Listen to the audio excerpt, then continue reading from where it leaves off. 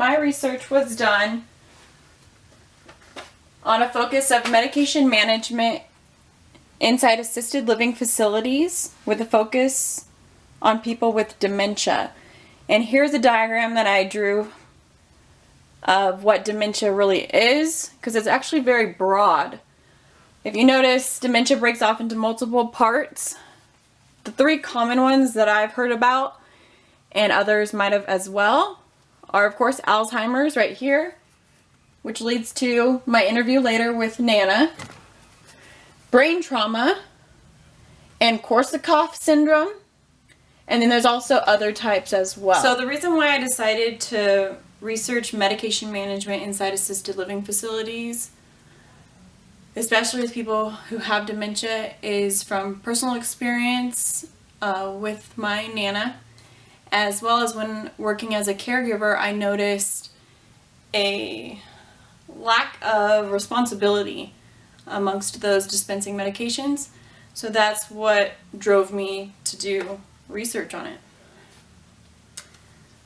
The problems that arose while I was looking for research, or that I found out about the dilemmas going on inside assisted livings, one of the main ones that caught my attention was, when do you administer a as needed or a PRN, pro rata medication, to someone who can't express to you what they're feeling? They can't tell you, I have a headache, I need a Tylenol. So when would be the right time to do that? And that was a good research article that I came across, and it brings up a lot of points that I noticed personally. The bigger issue overall was, with the majority of articles that I found, was that staff was undertrained. The people that are passing out medications to people with dementia and other illnesses as well in these assisted livings are undertrained. They can be trained anywhere from 16 weeks down to just a couple hours of following someone around and learning the ways. Now, when you're dispensing medications on a nursing level, it's obviously a lot different, and a lot more training and working hours go into it. So that's where a lot of error was found amongst assisted living facilities and medication management, and an overwhelming amount of research has been done on that. And then trying to find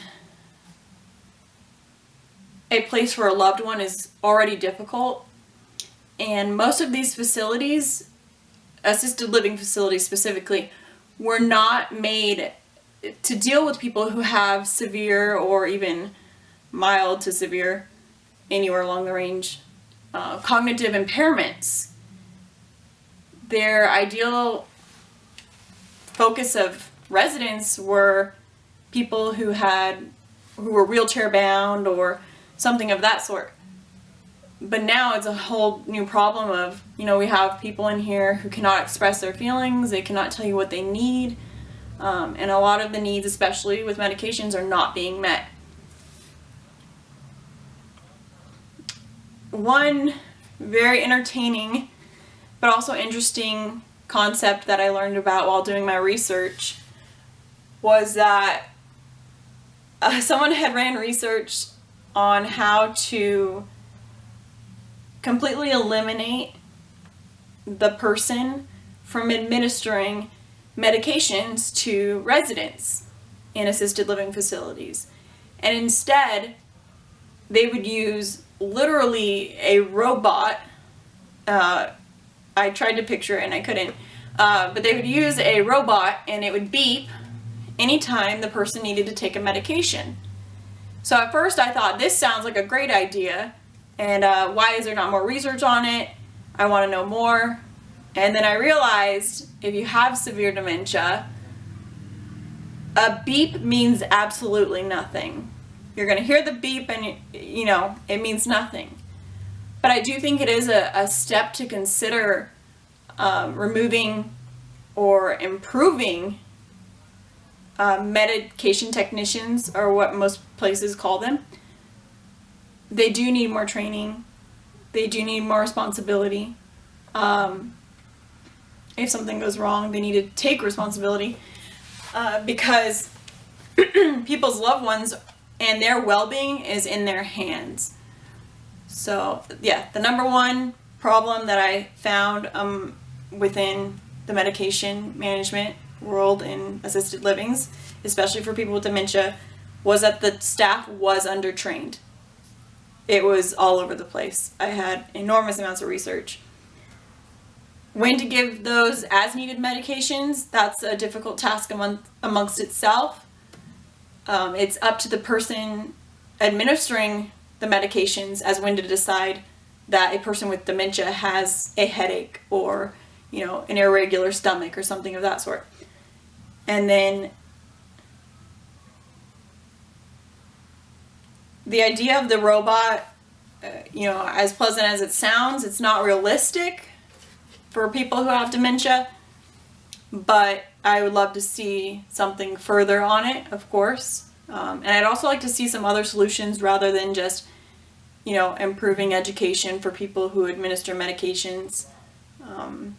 And a couple other articles mentioned that people with severe dementia or any type of dementia, whether it be mild to severe, belong in convalescent homes or nursing care facilities where nurses can provide the care. And I guess depending on the family or whoever's placing the person in a facility, it's up to them what they would like to do. So that's my research that I found. And now I'm going to give a call over to my Nana and see if she's willing to do an interview. Our last interview was actually this date in 2010. So it has been 5 years. My Nana was diagnosed with early onset Alzheimer's 5 years ago. So the progression in my eyes has been very slow, but it'll be interesting to see it over video and see if I notice any differences. I will be asking her these questions so you know ahead of time the answers. I'm not trying to trick her, that's not the goal, but what the name is of her facility. It's Brookdale. How long she's lived there. She's only lived at that facility for 1 year. How long she's lived in her specific room, which is approximately only been 2 weeks. No, 2 months. I think I caught the Alzheimer's. Anyways. And then I'm going to ask her to please walk me through her medication, regimen throughout the day to give me an idea of what it's like to take medications in an assisted living facility. And then just in general, what an assisted living facility does for her. And then lastly, I will be doing some random questions to do follow-up on my first interview back from 2010.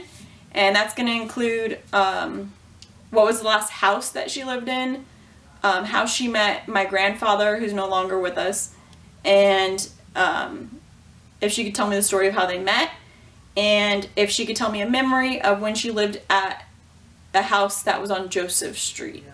So we'll see how that goes. I'm gonna literally walk across the street and go see Nana and hope all goes well. Hello, I'm here with Nana, the best of the best. And I got a couple questions. We're over at her assisted living facility. Known as? What is the name of it? Emeritus. Emeritus. And how long have you lived here?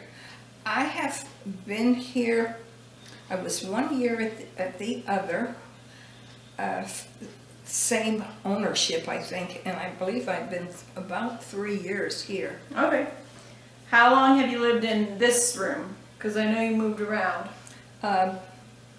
Probably going on 3 years. Okay. And so more specific, please walk me through how and when you receive your medications. Okay. Medication, I receive the first medication about 7 o'clock. It's before breakfast.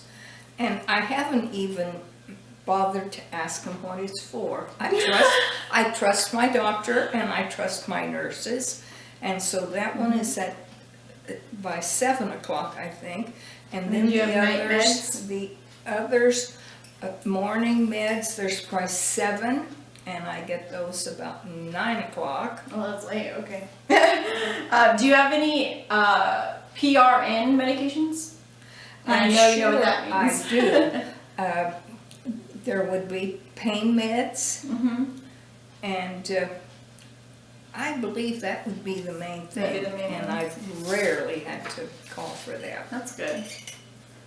And then, what good things do you like about having an assisted living facility? Like, what do they do for you?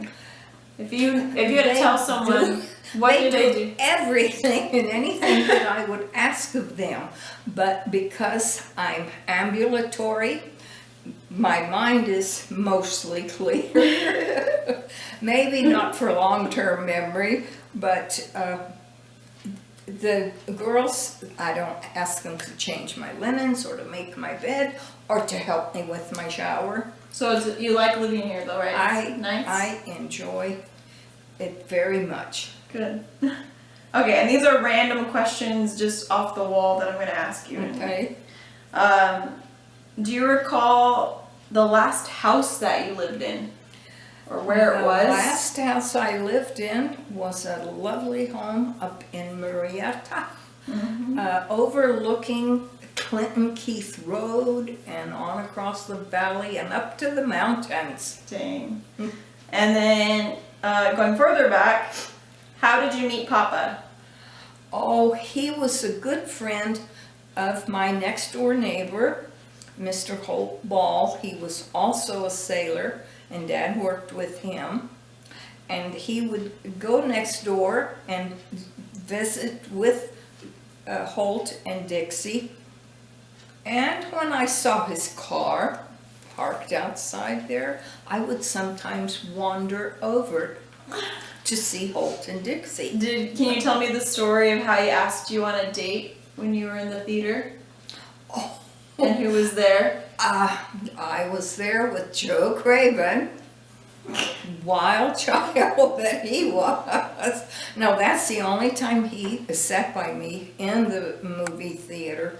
And what did Papa do? And he came down to speak to me, and so I left Joe sitting there and walked outside the movie theater with Papa because he was inviting me to go to the Ringling Brothers and Barnum and Bailey Circus the next day in Washington, D.C. I'm lucky. Okay, and then can you tell me a memory of when you lived at the house on Joseph Street? On Joseph Street. I really can't remember much about it, but I know we had holiday gathering or something. There were some, we had a lot of family there. Okay, and if you had to tell the best thing about living in an assisted living facility, what would it be? What would it be? Well, honest. There are always people to help me if I need help of any kind. There's the emergency lights out here, emergency light in the bathroom. So you're never alone. And you're not alone, and I don't need to ask the girls for hardly anything.